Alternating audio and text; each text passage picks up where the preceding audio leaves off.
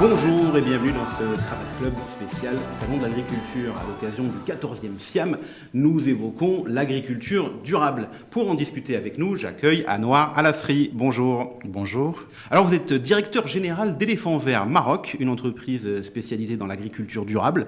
Un sujet très important. Où est-ce qu'on en est d'ailleurs au Maroc ? Pour parler d'agriculture durable, il faut peut-être rappeler les enjeux de l'agriculture au Maroc de façon générale.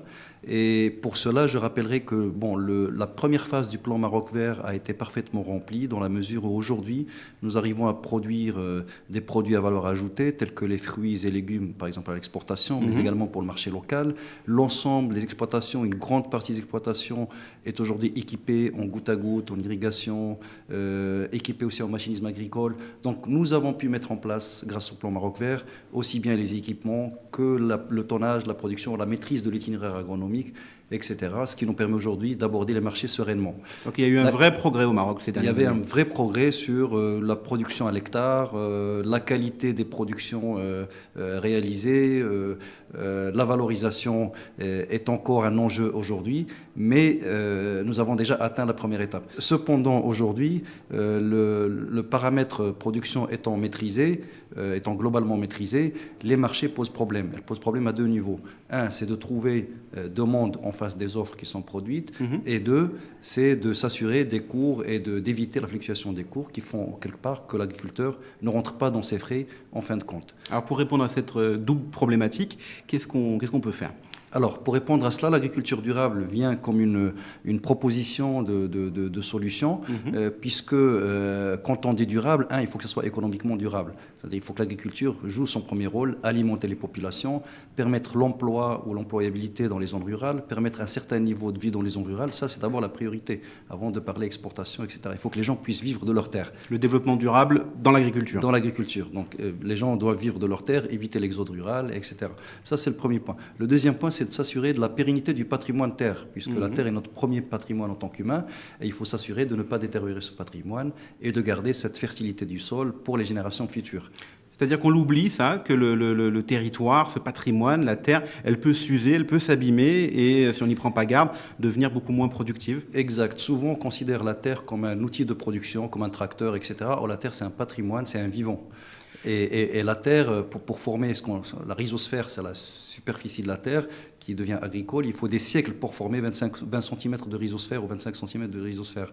Donc si on la perd, c'est un patrimoine qui disparaît, d'où quand on regarde les indicateurs de désertification, c'est affolant. Le million d'hectares qu'on perd régulièrement, qu'on a perdu depuis un siècle, c'est affolant puisqu'on n'a pas su tenir compte de ce paramètre vivant du sol. Donc on voit qu'il faut bien traiter la terre, mais est-ce que quand on parle d'agriculture durable, ça veut dire bio ? Alors, c'est un curseur, au fait, parce qu'aujourd'hui, nous sommes en plein dans l'agriculture intensive, et le bio étant le cheminement ultime, puisque aujourd'hui, il y a une pression des consommateurs qui veulent savoir ce qu'ils mettent dans leurs assiettes. Donc, le bio étant une certification, une garantie, sans résidus, sans produits chimiques, etc., naturel, sans danger pour le consommateur. Donc c'est encore mieux que durable. Ça va plus loin que le durable, sachant que le durable est déjà une étape importante qu'on devrait tous viser, puisque durable, ça veut dire qu'on protège quand même le patrimoine et on protège le consommateur. C'est-à-dire que le curseur que vous avez évoqué, on doit choisir de le placer au Maroc notamment entre l'intensif, le bio et au milieu il y aurait le durable. Alors actuellement, la plupart des producteurs dans le régime classique intensif se remettent en question et ont vocation à aller vers le durable. Alors ils vont souvent vers le durable à travers ce qu'on appelle l'agriculture raisonnée, donc ce sont des techniques qui combinent traitement chimique, auxiliaire, traitement biologique, minimum résidus, préservation du sol, alimentation du sol en matière organique. Donc c'est un ensemble de techniques qui permettent d'aller vers un modèle raisonné qui va vers le durable. Donc il y a une prise de conscience. Il y a une prise de conscience. Et pour l'instant, c'est un juste milieu parce que le bio, c'est certes une option, mais ça demande quand même du temps pour convertir les terres, pour améliorer la productivité, pour développer les marques et les marchés en face. Donc, pour moi, le bio, c'est la démarche ultime. Mais dans un premier temps, il faut déjà aller vers l'agriculture raisonnée et durable. Le bio, on le sait, on le voit dans les magasins, c'est plus cher. Cela dit, on voit qu'au Maroc, il y a une demande. Il y a de plus en plus de rayons bio. On voit apparaître des épiceries bio. Selon vous, il y a un vrai marché, une vraie opportunité pour les entreprises qui seraient tentées? Oui, dans les magasins, ça peut paraître plus cher parce que justement, on parle de cette économie de masse parce qu'il faut développer les volumes, développer les techniques pour pouvoir atteindre des prix convenables. Et c'est pour cela que Éléphant Vert est né en disant je vais mettre les moyens pour produire les intrants agricoles, pour les mettre à la disposition des agriculteurs qui ont vocation à aller vers le bio de façon à réduire l'ardoise en termes d'intrants. Ça veut dire qu'un jour, le bio pourrait être beaucoup moins cher et être compétitif par rapport aux autres produits? Bien sûr, d'ores et déjà sur certaines cultures, vous allez trouver du bio à prix très abordable parce que c'est assez développé, parce qu'il y a un marché en face, parce que aussi la distribution doit s'organiser, puisque aujourd'hui, par exemple, dans le rayon en Europe, vous trouvez toujours un rayon bio. Au Maroc, bon, ça va venir, il y a déjà des circuits de distribution spécialisés, mais on attend encore des rayons spécialisés dans les supermarchés actuels. Donc on comprend que le bio, ce serait l'idéal, qu'en attendant, il faut aller vers le durable. Quelles sont les solutions pour y arriver aujourd'hui? Alors, parmi les premières solutions, c'est la valorisation des productions agricoles avec une labellisation de type terroir, qualité, bio, sain pour l'environnement, etc. Donc, il y a toute une panoplie de labels qu'on peut utiliser pour mieux valoriser la production, pour pas avoir comme on dit, un MeToo produit arrivé en France avec une tomate la même que l'Espagne. Voilà, ça ne permet pas de se différencier en termes de marketing. Donc ça, c'est le premier point. Qui dit différenciation, dit valorisation en termes de prix. Donc on subira beaucoup moins les fluctuations ou les cotations des marchés de gros, puisqu'on aura un produit différencié.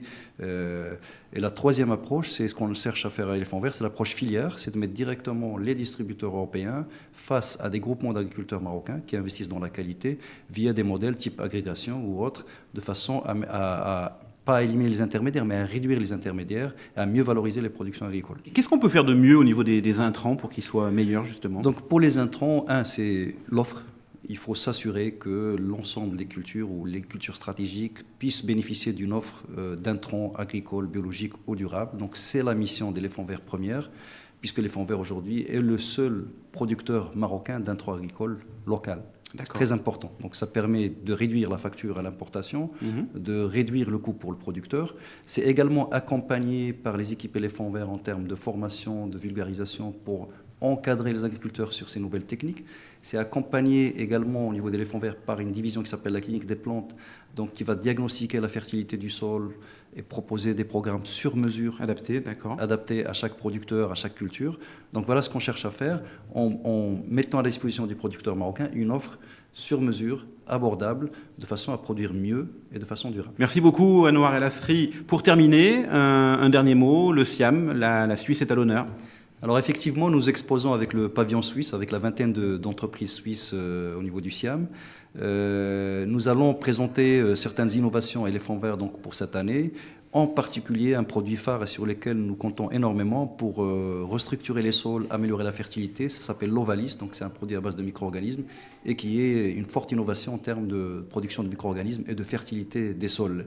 Parallèlement, nous présenterons également notre plateforme EVGLIC, puisque aujourd'hui nous sommes la première société d'intrants agricoles au Maroc qui permet à ses adhérents ou à ses clients de commander leurs intrants agricoles en ligne. Comme quoi le durable est vraiment source d'innovation. Exact. Merci encore Anouar El Asri pour votre visite et à très bientôt dans le travail.